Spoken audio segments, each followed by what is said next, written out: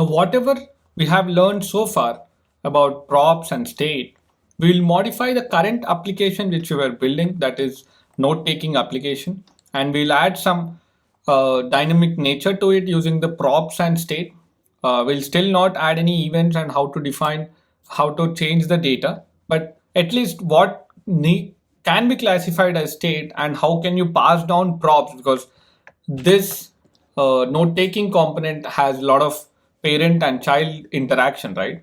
So first let's understand at the data standpoint what all needs to be stored in the state, and going forward we'll change the place of state, because as I already explained, placing the state on the topmost component can be an overkill sometimes, that it renders all of the elements in the children unnecessarily, right? So understanding this, what is the actual state which we are storing as part of this applications? It is the actual to-do elements like this. What is the to-do element of this?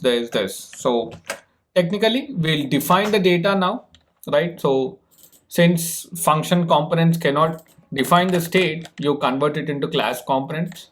Class note-taking extends react.component, and whatever you are returning, you return it inside the render, right? So that's it. Now I converted my function component into class. Now what I have to do with our current knowledge, we can add the props and state. Okay, so constructor, I'm opening the constructor and calling the super, right? And this dot state is equal to, so I'm defining the state, that is data is equal to, it is maintaining the name of the to-do task and what is the status of the to-do task. Is it checked or not checked? It means is it completed or not completed, in that fashion, right? So let me remember all of those points and I'll start defining the state. Okay, state objects, how does it look like? So it should contain an ID property. Okay, I'll name it as to-do1, right? And it should contain name of the task, that is write the groceries, bring the groceries. Okay, bring the groceries, and what is the status of it, or is it completed or not, right? So, or you can say status completed, right? And yeah, so these are pretty much enough. It is indicating whether this checkbox should be ticked or not. So I'm storing the state completed or not completed, what is the name of the task name, correct? Similarly, I would define few other static data just for our purpose, right? So this state should actually be created from this input form component, which we'll be learning how you can dynamically change the state from the child component to the parent component. So whatever you are adding in the input form, it should be added over here, but we'll learn it slowly, right? Learn by building the application. So to do one, and next is the to do two. Third task is cook the food, right? And groceries is completed, it is not completed, uncompleted. Similarly, to do three is going to be eat the food. Okay, and even this is uncompleted. Okay, you can either store in this fashion or you can store in Boolean fashion, which is a recommended way. Completed is false, right? And completed, because it has only two cases, either true or false. If you are having a lot of cases, then it is recommended to have a status key and say pending, progress, or something of that sort. Okay, completed, true, right? And completed. So we can actually add a new key. What is wrong? Completed is equal to false and status is completed, and here the status is in progress, and here the state. So whatever your application demands the state on, based on that you can do. Not initiated. So it is always recommended to follow camel casing in React or any JavaScript ecosystem, right? So now I have to pass this data down to my note list component, right? So I'll do that. Let me do that, right? How do I pass the props? I simply send data is equal to, or to do, whatever, is equal to this dot state dot data, right? This dot state dot data. So I'm passing the to do list entirely from the parent component to the child component. Okay, so now inside the child component, I'll go into this child component. I'll have to first change this. So eat the food, and then let me add one more task. Okay, let me add one more task, which is going to say have a good sleep, go to bed, right? Go to bed.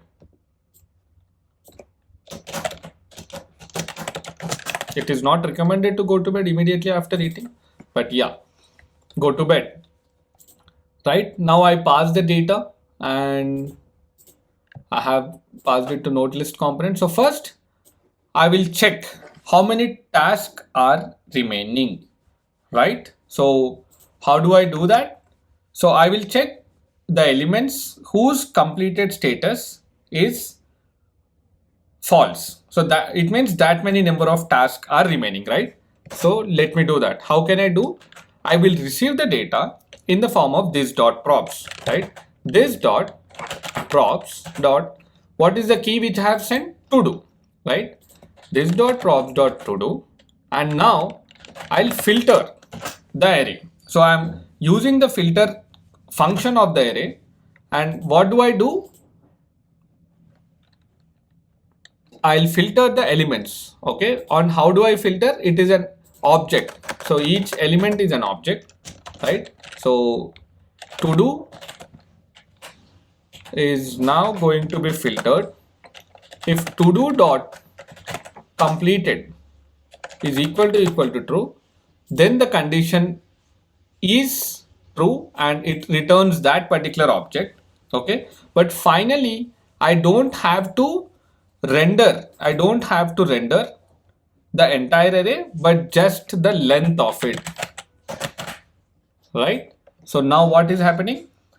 Based on the state which the parent component has, and if somebody changes the state in the filter or wherever they are checking it or anything, on that this number of tasks are remaining is going to change, right? Either you can do this in this fashion in the inline, or you can define a function, check the remaining task, right? So what it does, it simply this dot remaining is equal to, it checks, it filters the array based on what all are completed, right? And basically we need to get the other case, that is which are not completed, and are those which are in the remaining state, right? Return remaining. So now I can directly call this function using this dot check remaining tasks. Okay, so I'm using JSX style again. So you see how simple it is calling a function. So this logic can go anywhere, right?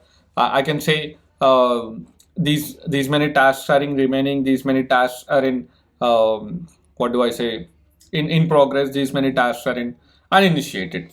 Okay, so first one is this. Now if you go to the UI, right, 3 tasks are remaining. Okay, so what's happened? Let's see what's happened. We'll not freak out. We'll go into the log. Uncaught type error. So reading errors is important. Class extends value undefined is not a constructor or null. Okay, and it is coming at the line number component.js 93. So whenever you get errors, don't freak out. Read the error. So it is saying 93. Oh, so see, I don't know how this parentheses have come. So it is saying, let me refresh again. So let me get back there. Class extends value undefined is not a constructor or null. So since I'm calling it as a function, I don't know how it got appended, but lucky we got an error and we solved it. So on the line 93, you have by mistakenly added these flowers and it is unable to understand what is react.component and parenthesis, right? So now you reload the page and you have 3 tasks remaining, right? Let's modify this a bit. Okay, so let's modify this a bit. Okay, and where is that node list component? So now what I will do is, okay, what I'll do is I will extract out, okay, I'll extract out the count of each status. Okay, so what are the 3 different states which we are having? Status as complete, in progress, not initiated, right? So now I'll filter this array and find out how many are in completed state, how many are in progress state, and how many are in not initiated state. So I'm going to use the reduce function of the JavaScript. So it is good to have grip on reduce function as well. So get the status of task. Now the function I'm naming it, which makes meaningful what we are doing. Okay, so what I'll be doing, this dot props dot, okay, this dot props dot to do dot reduce. Okay, we'll do the simpler way and we also do the reduce way. Okay, and this will contain the object in this fashion. All the completed over here. Okay, so it contains completed and it contains in progress. So I'm just reducing the array in this structure. Okay, in progress and not initiated. So all these are array of tasks. Okay, now the reduce is going to start with this initial values. Now let me do accumulator and current element. Okay, so what I have to check, so if current dot status is equal to completed, right, then in that case what I have to do, I have to return all the accumulator properties. Also I need to add a new element to the completed. So I am using the spread operator. Okay, spread operator. So whatever is accumulated before, how does reduce functions? It accumulates the data in each iteration. So first it will start with this initial values in the first iteration. And now if the status is completed, then what do I do? First I will accumulate all in the accumulated array. So I'm not replacing anything.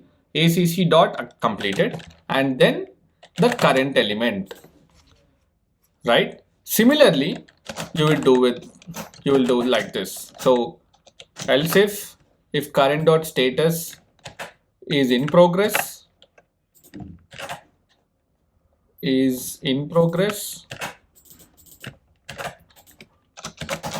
right, then also the same logic, ACC, but right now you will add it to the in progress array, ACC. So I am accessing the array in different fashion. See here with the dot notation and here with the square bracket notation. So both are possible. So you can access an array, you can access an object using dot operator, or you can directly access it like this. So both are same. Okay, so yeah, and current element, so I'm appending it to the current element. Otherwise else it is the definitely the other case, which is in not initiated. We have only three cases in our status, right? That's it. So this is using the React or JavaScript reduce state, reduce function. So now what I'll be doing is, yeah,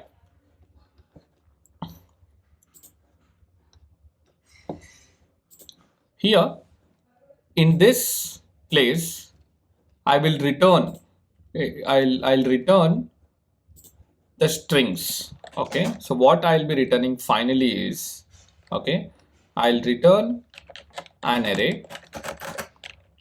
Okay, I'll return an array, or you can store this constant status object is equal to this. You will get an object which contains all of this: completed, in progress, and not initiated, right?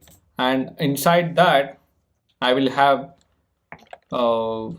yeah, it is pretty much, you return this status object. Okay, status object, and here you will have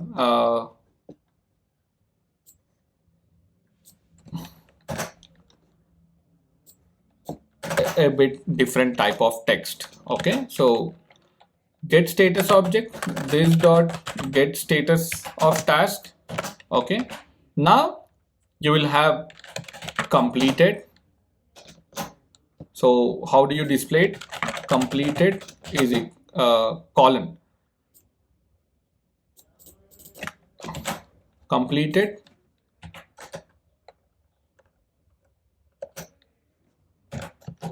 is equal to, 1 second. So you are trying to render a text and a JavaScript object, right? So completed is equal to get status object, or this dot get status object dot completed. Okay, similarly you will have in progress,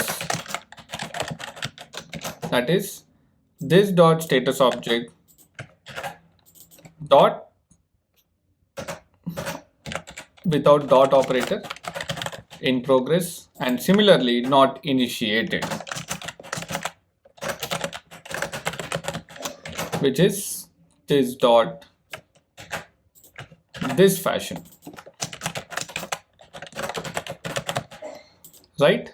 So now I want to display, I'm displaying how many number of tasks are in completed state, and how many number of tasks are in progress state, and how many number of tasks are in not initiated state. Okay, so technically I have to display the length of it, because I am returning what am I returning? I am returning an array of objects, right? So I want the length of that array. So dot length. So if you get any error, we'll solve it, don't worry. Yeah, so there is an error, looks like. Let's see what the error is. It's good to understand. Cannot read property of undefined length. So something is undefined, and why is it undefined? Let's see. In progress. So after calling this function, let's debug the problem, what it is. Console.log status object. Okay, so console.log status object. So what is the status object? Let's see in this status object. Okay, so I'm refreshing the page. Status object is called this many number of times, and we got the correct thing, completed, in progress, everything is right. But what's the issue? Okay, Oh, here not initiated is not in the capital letters, right? It is a small casing. That's it. So cool. Now we have completed one, in progress one, not initiated two. So let's pull it down, right? So let's put it in the p tag so that it occupies the entire line. And similarly,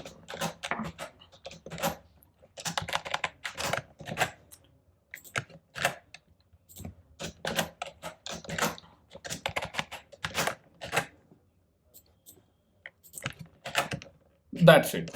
So completed one, in progress one, not initiated two, right? So we need to handle the other parts as well. So now we don't have to statically render this note list component. You can simply pass down the data, whatever you got. So this component, note list component, the main purpose what I have done all of this is that the the data which has been passed from the parent component is interested in to the note list component in certain fashion, like determining what are the completed, in progress, and not initiated statuses. But the actual list element should be again re-rendered, right? So you can drill down those props. So how can you do that? To do is equal to this dot props dot to do. So it means you got the data from parent and again you are sending that data to your child, right? So note list component. Okay. Now the note list component is actually rendering the single list element, or what you can do is you can either generate the list over here, multiple list elements, or you can loop down this. So how do I do that now? This dot props dot to do dot map. Okay. And here I am getting the to do object. So to the note list component, what I have to pass? I have to pass the name of the task, right? So I will pass name is equal to do dot name, right?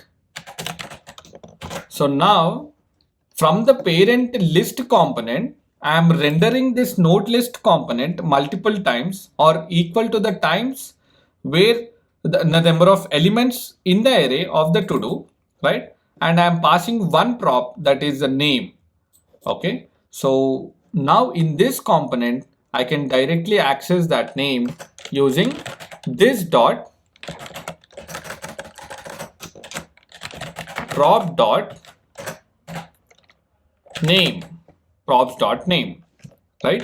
So now if you see, bring the groceries, cook the food and eat the food and go to bed. So everything is pretty good, right? So you got the name from here. So you pass the prop to the note list component, and from there you passed it down to the note list element component. Okay, but again there is one more thing which is called as default checked, right? Here we can change this value as well. So along by passing the name, we will also pass the completed property, that is this to do dot completed. Okay, completed. Now I can use that value to check if the tick needs to be done or not. This dot props dot completed. So now you can see this has been modified, and these are, this has been modified to a way to show that there is one completed task and one in progress and two not initiated. So when it is in completed state, then you will see the tick marks coming up. So this is how you interact with this data passed by parent to the child. And now you might have understood the importance why we pass the data from parent to child, right? So exactly. So I think so far this is what we can do, right? So far this is what we can do. And when I click on the edit, we didn't add that functionality yet. So we'll understand events and everything, and then come back to this learn by building. So and then we'll continue our code.